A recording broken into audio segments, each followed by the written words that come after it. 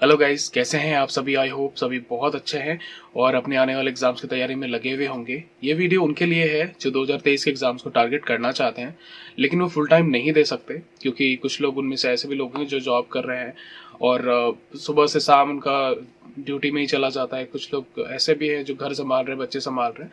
तो वो प्रिपरेशन को कैसे करें, मतलब अपने टाइम को मैनेज कैसे करें। एक दो बहनें ऐसे भी थी जिनके बच्चे भी हैं और बहुत बिजी शेड्यूल रहता है।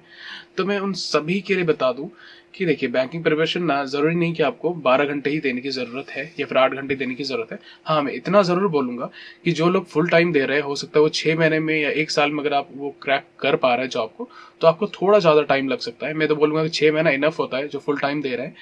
लेकिन अगर आप फुल टाइम नहीं दे पा रहे तो 1 साल में आपका आराम से निकल सकता है। तो वो कैसे?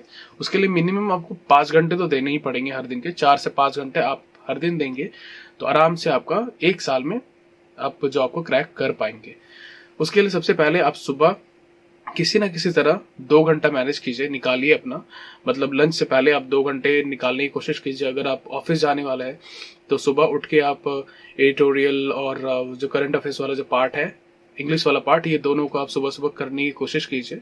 कैसे भी, अगर मान लीजिए आप बच्चे संभालते हैं तो बच्चे स्कूल भी तो जाते हैं।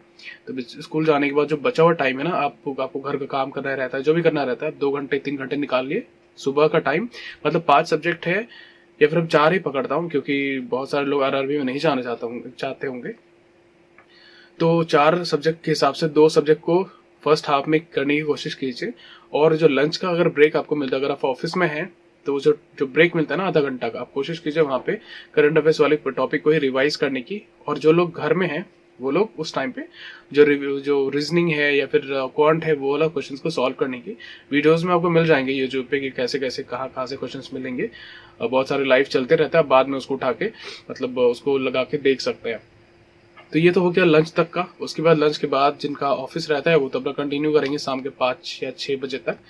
और जो बहनें हैं जो बच्चे संभालते हैं, उनका क्या है कि उसके बाद स्कूल से बच्चे आ जाएंगे, फिर आपके पास उतना टाइम होगा ही नहीं कि आप पढ़ पाए उस टाइम पे। फिर लंच वगैरह करा के बच्चे तो थोड़े सोते भी या फिर खेलने चले ही जाते हैं।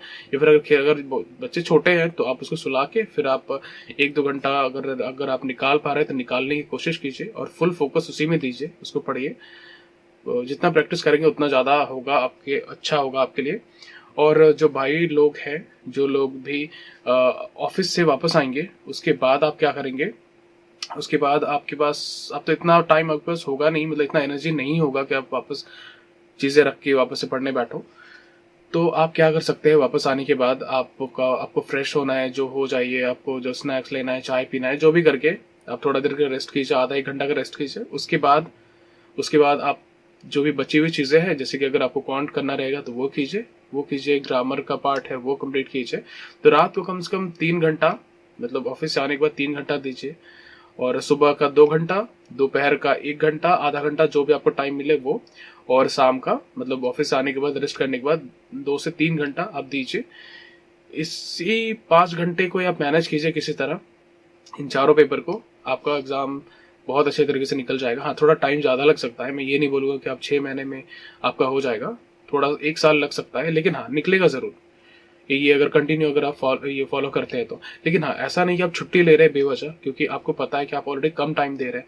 तो आपके पास जितना भी टाइम है ना, आप उसको यूटिलाइज कीजिए, बहुत अच्छे तरीके से यूटिलाइज कीजिए। जब आपको छुट्टी है तो थोड़े बहुत जो भी बचा हुआ काम है उसको कंप्लीट करके बाकी पूरा टाइम आप इसको दीजिए। रिविजन का काम आप वीकेंड पे कर सकते हैं। उसी तरह जो बहनें हैं, जो बच्चे संभाल रहे हैं, घर संभाल रहे हैं, या फिर ऐसे भी लोग जो कि किसी दूसरे प्रोफेशन में हैं, उन सभी के लिए भी सेम ही वो है, मतलब सजेशन है कि आप किसी तरह टाइम निकालिए। दिन का 5 घंटा उसको स्प्लिट कीजिए, 1 घंटा 1 घंटा 1 घंटा करके आप स्प्लिट करके 5 घंटा निकालिए मिनिमम।